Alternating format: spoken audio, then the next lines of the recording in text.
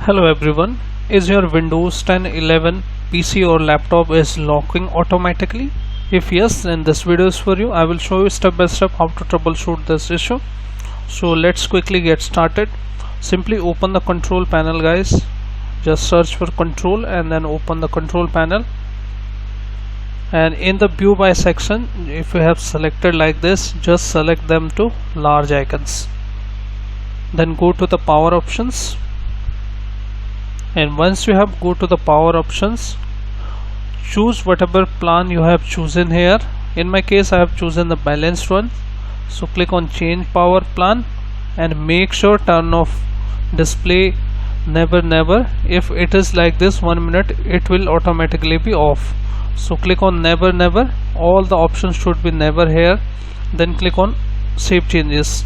Once you have saved changes, also go to the change advanced power settings.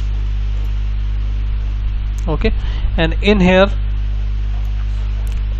turn off hard disk, choose it to never, hit apply. Then in the plugin also choose that to the never, hit apply. And in the PCI Express, guys, expand the link state power management, it should be off and this should be off as well. Hit apply and also look for the battery option here, expand that also.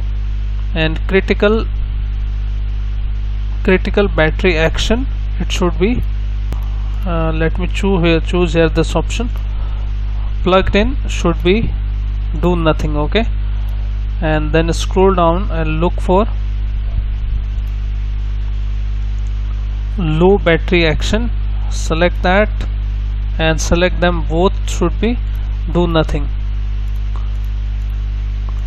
So once you have selected both nothing, click on apply and close that.